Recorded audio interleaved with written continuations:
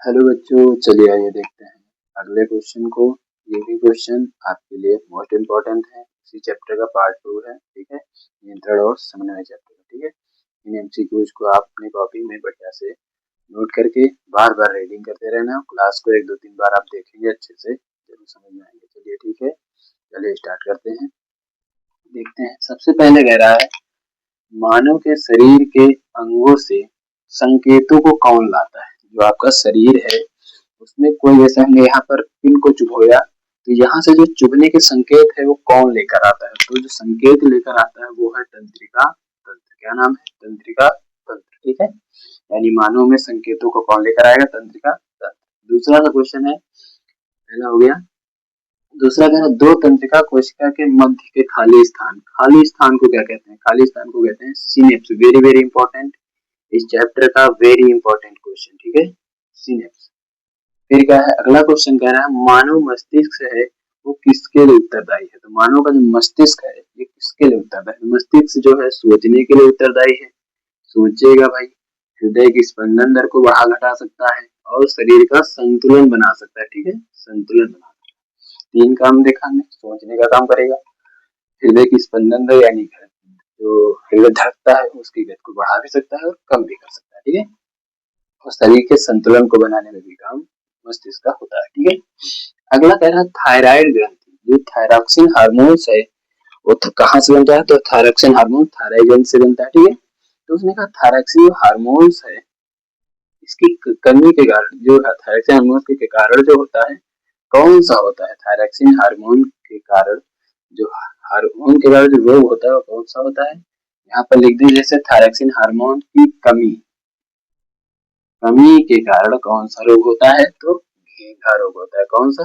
यहाँ पर आप इसको नोट कर लेना। ठीक है, एक कमी लिखा हुआ है, सही से लिख देगा ना दिख रहा हो। ठीक है, यहाँ पर आप नोट कर लेना कमी, कमी के कारण कौन सा रोग होता है? तो घेंघा। ठीक है, अगला क्वेश्चन है मेरा मानव के रक्त, जो रक्त में शर्करा की मात्रा को कौन नियंत्रित करता है? यानी कि जो आपका रक्त है उसमें शर्करा की मात्रा को कौन नियंत्रित करता है? ठीक है, क्वेश्चन है कि मानव का जो रक्त है उसमें शर्करा की मात्रा को कौन नियंत्रित करता है? इंपॉर्टेंट क्वेश्चन है इस चैप्टर का। इसमें है इंसुलिन। कौन है? इंसुलिन। कौन है? इंसुलिन। ठीक है, अगला क्वेश्चन है कह रहा मानव के मस्तिष्क का कौन सा भाग, मानव के मस्तिष्क का कौन सा भाग, कौन सा भाग सोचने या याद रखने के लिए कार्य करता है? जो सोचेगा या याद रखने का कौन कार्य करता है? तो उसका नाम है अनुमस्तिष्क यानी अग्र मस्तिष्क। अग्र अनुमस्तिष्क यानी अग्र। फिर अगला क्वेश्चन है कह रहा पादप में जो हार्मोन्स होते हैं कौन कौन होते हैं? पादप समझते हैं, यानी पौधों में जो हार्मोन्स पाए जाते हैं कौन कौन से पाए जाते हैं? तो पौधों में हार्मोन्स पाया जाता है auxin, gibberellin, cytokinin. Auxin, gibberellin, cytokinin. ठीक है, और भी होते हैं, तीन हमने लिख दिए। ठीक, आगे क्वेश्चन कह रहा है थायरॉक्सिन हार्मोन्स का निर्माण जो हो रहा है वो किससे होता है? यानी थायरॉक्सिन हार्मोन जो हमारे शरीर में बनता है थायराइड ग्रंथि में वो किससे होता है? तो वो होता है आयोडीन से। किससे होता है? आयोडीन। ठीक है, अगला क्वेश्चन है कह रहा है छुई मुई का एक पौधा होता है, देखा होगा छुई मुई का पौधा, उंगली लगाओ या टच करो वो तुरंत ही उसकी पत्तियां सुखने लगती हैं, मुरझाने लगता है। तो कह रहा है छुई मुई का जो पौधा है, पेड़ है, कैसे गति करता है, कौन सी गति में चलता है? तो होती आदेशिक क्रिया। कैसी होती है? आदेशिक, यानी कोई दिशा नहीं, आदेशिक क्रिया। जिस तरफ शाखा होगी उस तरफ अपने आप मुड़ना स्टार्ट कर देगा। ठीक है, आदेशिक याद रखे रहना, इंपॉर्टेंट है, कई बार पूछा गया। इस तरह आपको छोटे छोटे वीडियो में बना के बड़े बड़े क्वेश्चन को पहले हम 20-20 को बनाए थे जिसमें आपको दिक्कत हो रही थी, इसलिए छोटी क्लास में आपको अच्छे से बनाया गया है। इनको बढ़िया से नोट करना है। अगर कहीं समझ में नहीं आता तो आप कमेंट में लिख दीजिएगा जिससे हमको सुधार करें। ठीक है, और थोड़ी सी राइटिंग मेरी खराब है उसको थोड़ा आप एडजस्ट कर लीजिएगा। अब ये नहीं सही हो पा रही, कोशिश करते हैं लेकिन हो पा रही। ठीक है, चलो मिलते हैं अगली क्लास में।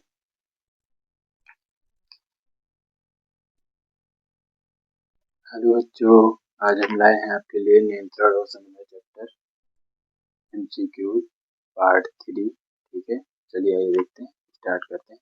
मोस्ट इम्पोर्टेंट क्वेश्चन है, आपके बोर्ड एग्जाम में जरूर हेल्पफुल होंगे। आप अच्छे से इनको अपने बुक नोट में नोट करके बार बार रिवाइज करते रहना पेपर तक, और वीडियो को 2-3 बार देखना जिससे आपको अच्छे से समझ आ जाए। ठीक है, चलिए स्टार्ट। पहला क्वेश्चन है, कह रहा है इंसुलिन की कमी से, पहला क्वेश्चन कहता है इंसुलिन की कमी से कौन सा रोग होता है? कौन सा रोग होता है? मधुमेह। अगर आपके शरीर में इंसुलिन की कमी है तो कौन सा रोग होगा? मधुमेह रोग होगा। ठीक है, कौन सा? मधुमेह रोग। दूसरा क्वेश्चन कहता है मानव तंत्रिका तंत्र में आवेग कहाँ से आते हैं, यानी कहाँ से प्रवेश करते हैं? प्रवेश करते हैं आवेग ध्रुमिका से। कहाँ करते हैं? ध्रुमिका से। ठीक है। अगला कह रहा है जो प्रतिवर्ती क्रिया है ये संचरण या नियमन का किसके द्वारा होता है? इसका जो संचरण या नियमन होता है किसके द्वारा होता है? मेरुरज्जु से होता है, यानी कि मस्तिष्क से इसका कोई लेना देना नहीं होता है। किससे जुड़ा होता है? मेरुरज्जु से। ठीक है, इंपॉर्टेंट क्वेश्चन है, आपके पेपर में पूछा गया है। अगला क्वेश्चन है गैसीय अवस्था में पाया जाने वाला पादप हार्मोन कौन सा है? जो गैस अवस्था में होता है, ऐसा कौन सा हार्मोन है जो गैस अवस्था में होता है? एथिलीन। कौन सा? एथिलीन। ठीक है। अगला क्वेश्चन कह रहा है फलों को पकाने के लिए किस हार्मोन की आवश्यकता होती है? तो उसके लिए भी कौन सी? फलों को पकाने के लिए एथिलीन। बहुत बार पूछा गया है, इंपॉर्टेंट। एथिलीन, फलों को पकाने के लिए कौन सा हार्मोन? एथिलीन। ठीक है। फिर कह रहा अंतःस्रावी ग्रंथियां किसे कहते हैं? ऐसी ग्रंथियां जिनमें नलिका विहीन होती है, यानी जिनमें नलिका न हो, वो ग्रंथि अंतःस्रावी ग्रंथि। ऐसी ग्रंथि जिसमें नलिका ना हो उसे अंतःस्रावी ग्रंथि, यानी नलिका विहीन है। ठीक है। आगे कह रहा है अंतःस्रावी ग्रंथियां जो है इनके नाम बताओ। तो अंतःस्रावी ग्रंथियों में पहला है पीयूष ग्रंथि, जिसको मास्टर ग्रंथि या पिट्यूटरी ग्रंथि कहते हैं। पीयूष ग्रंथि क्या कहते हैं? मास्टर ग्रंथि या पिट्यूटरी ग्रंथि। ठीक है। फिर है थायराइड ग्रंथि, फिर है पैराथायराइड ग्रंथि, फिर है एड्रिनल ग्रंथि, एड्रिनल ग्रंथि, फिर कौन है? थाइमस ग्रंथि, फिर कौन है? पीनियल ग्रंथि। ठीक है। ये आपकी 5-6 ग्रंथियां हैं जो आपको अच्छे से याद रखना है। ये कौन सी है? ये अंतःस्रावी है, यानी इनमें नलिकाएं नहीं पाई जाती। ठीक है। आगे फिर कह रहा एंड्रोजन्स या एस्ट्रोजन्स, ये हार्मोन जो है कौन स्रावित करता है? एंड्रोजन्स और एस्ट्रोजन हार्मोन स्रावित करता है एड्रिनल ग्रंथि, एड्रिनल ग्रंथि। ठीक है। फिर कह रहा है ऑक्सीटोसिन और वैसोप्रेसिन और सोमेटोट्रोपिक हार्मोन्स, ऑक्सीटोसिन, वैसोप्रेसिन, सोमेटोट्रोपिक हार्मोन्स कौन स्रावित करता है? कौन स्रावित करता है? ठीक है। तो स्रावित करती है पीयूष ग्रंथि। पीयूष ग्रंथि का दूसरा नाम मास्टर ग्रंथि, पीयूष ग्रंथि का दूसरा नाम मास्टर ग्रंथि या फिर पिट्यूटरी ग्रंथि। फिर अगला क्वेश्चन कह रहा है एच आकार की किस ग्रंथि की संरचना होती है? एच आकार की संरचना किस ग्रंथि को? तो ये ग्रंथि जिसकी एच आकार की संरचना है वो है थायराइड ग्रंथि। कौन सी है? थायराइड ग्रंथि। फिर उसने कहा जा रहा थायराइड थायरॉक्सिन जो हार्मोन है कौन सी ग्रंथि से स्रावित होता है? थायरॉक्सिन हार्मोन थायराइड ग्रंथि। ठीक से याद रख सकते हो, थायरॉक्सिन था से थायराइड हार्मोन। ठीक है। थायरॉक्सिन हार्मोन थायराइड ग्रंथि होता है।